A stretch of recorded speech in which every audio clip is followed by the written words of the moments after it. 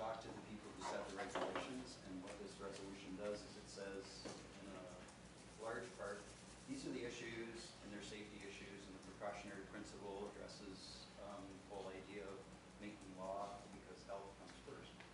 And just for your information, just last week, Chile, the next country on the list, just passed their legislation to do basically what I'm asking for here.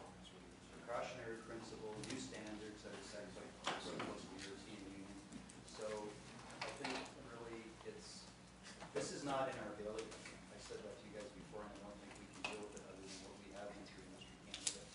I think we should encourage our federal representatives and our fellow municipal leaders to actually get behind a health concern, and it's not an anti thing, it's the fact that it's a pro thing. And when we talk about against cell towers, against iPhones, et cetera, there's no against here. I have never been against any of these things.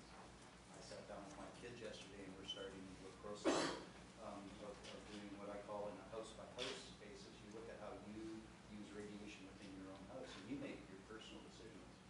And I think long-term it goes back to the fact that Councillor Oman said to us last week about information. I think all good information should be out there. It doesn't matter what health concerns it is. The more we can have for people to disseminate it between and amongst themselves, the better off the citizens are, and respect their intelligence by doing so. So I'd like to see this passed and passed along to our federal members. I think listening to Melissa tonight, Melissa mentioned that Terrence Young, which was a member of the government caucus, he's supporting this 100%. And I think this is the direction that we need to go as a nation. We need to think about health before profit. I'll second this. Second by Councillor Munson. Deputy Mayor Day. As I was reading through this, I just this growing sense that this has to be sent out to the other municipalities as well. And so I was glad to see that we included that one. We tend to get quite a few of those at the county level. The other municipalities asking us to endorse some statement they've made. So it might awaken some municipalities to some residual concerns that they have about these, and it could potentially support it too. So I agree completely. Questions on the resolution? All in favor? Carried. Opposed? New business. Opportunity for emergent issue to be discussed by council. Councillor Munson. Just on the heads up, I'm going to ask that we go to committee of the whole in camera after the two confidential issues we have to talk about the building Canada issue that we received. Point of order, Mr. Mayor. I don't really know where that's going to come from. First off, the letter that was received was addressed to our CAO, was not addressed to council. We received it as a FYI. And I don't know where our protocol gives us the right as a councillor to call anybody from the government on their own behalf without any council direction, without any input from the CAO or from the mayor. So I would take it as a personal affront to that have to be taken. There's nothing in this that has to be brought out. We could just ask for a report from the staff on what's in the letter. There's really nothing in it that needs to go in the May I respond? May I respond? I guess you're asking for emergent issues, so that would be first of all, would be a motion to have an emergent issue dealing with this Bill Canada letter. Well, Councillor Cook asked on what grounds I can call the government. I can call the grounds on the government as an elected official representing the best interests of my municipality. I didn't call him. Point of order again, Mr. Mayor. We have a code of conduct from this council we just adopted that says that the mayor is the one that speaks on behalf of council. I didn't speak on behalf of council. You called as a member. You said you called as a member of our. But I didn't speak on behalf of council. You're asking questions on behalf of Land and Shores. I did not ask questions on behalf of Land and Shores. I asked. You brought the answers back to our council last week.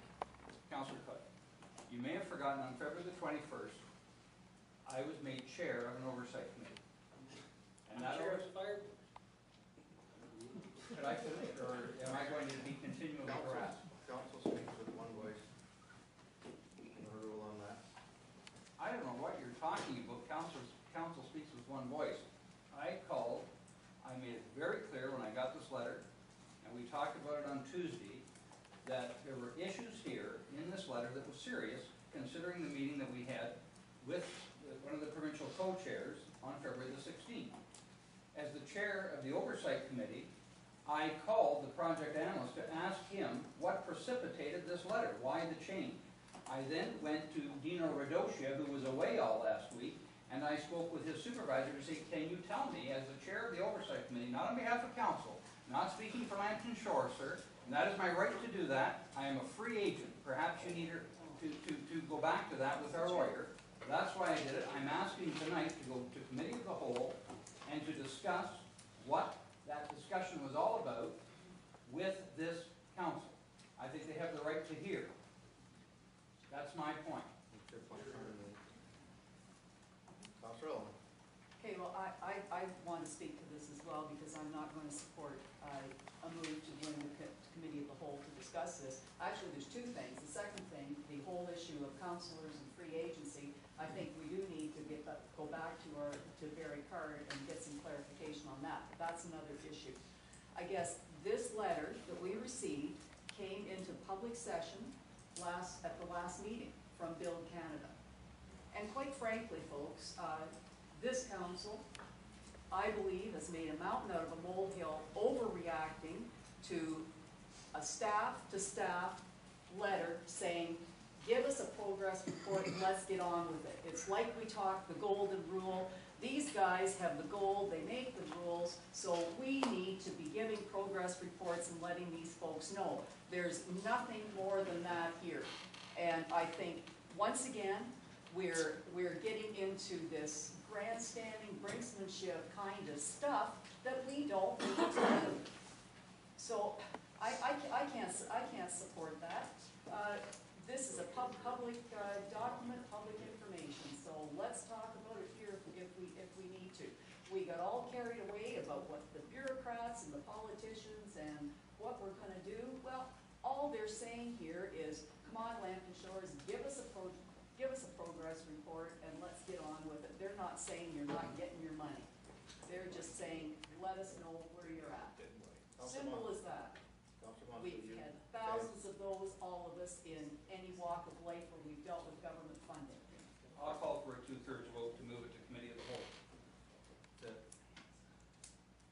Recorded vote. You're asking for an emergent issue? Well, there's... I guess I'd like you to explain what's emergent about this. August 31st is what is in the letter. Well, what is emergent is that we have an agreement with 2 senior levels of government. And when I read through this agreement, I do not see where legal counsel from either of those levels of government can give an arbitrary date to the recipient council, not the benefited council, the recipient council, and impose that date, which may affect the working group's work. But there's also a personnel issue involved with this as well that I'd like to discuss in camera. The administrator like to speak to this before we go in camera and the letter?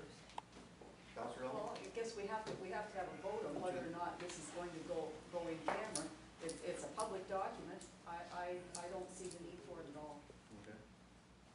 Deputy Mayor Day? Well, I think that anyone who reads this letter understands that there's a significant shift from what we heard in February. And I think that we do have to talk this through, and we have to prepare ourselves and how we're going to respond to this. And I think that we would be putting our heads in the sand if we didn't talk it through. And I appreciate the fact that Councilor Monasterio has actually recognized that and taken the lead and made some difficult choices to need to make contact. So I think that this is very important to us. This is $14.9 million, and we're going to make sure that we protect it and that we have talked it through and that we're conscientious about the protection of these monies. So that's where I stand. Councilor Andrew? I'm not sure if it's an in-camera issue or non-in-camera issue, but I need to go in camera with this issue to be sure. You know what I'm saying? So if there is a personnel thing, or I need to hear the information that obviously somebody has gone and found. When we're talking about talking on behalf of council, the argument's been made that he was on the head of the oversight committee.